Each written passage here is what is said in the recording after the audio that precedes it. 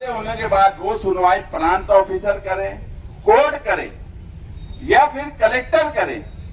अगर किसी एप्लीकेशन पर सुनवाई लगी है तो वो कायदे से एक कोर्ट की शक्ल इख्तियार कर लेती है। हम अगर कोई माहिती अधिकार लगाते हैं और जब सुनवाई होती है तो वो ऑफिसर, वो प्रांत हो, तहसीलदार हो, वो एक इंसाफ का जज की तरह उसका रूल हो जाता है।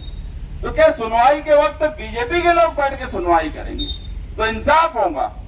उसके बाद अगर प्रांत साहब बोलते हैं बस चलने दो, जो प्रोसेस है करने दो, जैसा चल रहा है चलने दो, तो ऐसा तो नहीं मुमकिन है कि जैसा चल रहा है वैसा हम चलने देंगे।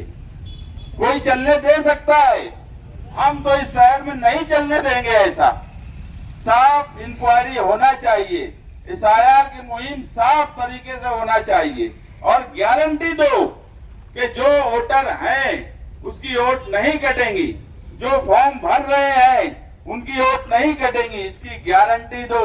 अगर कोई 1962 से वोट दे रहा है, 2026 तक वोट दे रहा है और आज तुमने उसका फॉर्म नहीं दिया तो हम कैसे तुम पर यकीन करें, हम कैसे तुम पर विश्वास करें।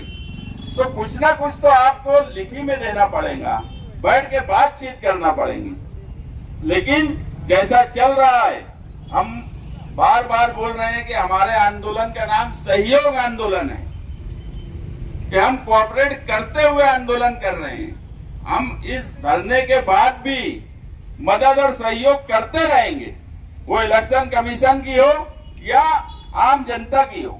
मगर कोई प्राइवेट एजेंसी हमारी ओर देखे, कोई प्राइवेट एजेंसी किसने फॉर्म भरा, किसकी मैपिंग हुई, वो फॉर्म की जांच करे, ये तो नहीं बर्दाश्त किया जा सकता।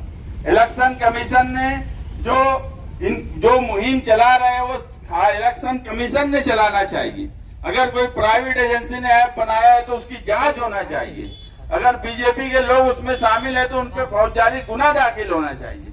ये इलेक्शन कमीशन इंक्वायरी कर रही है, सरकार नहीं कर रही है, कोई सियासी पार्टी नहीं कर रही है।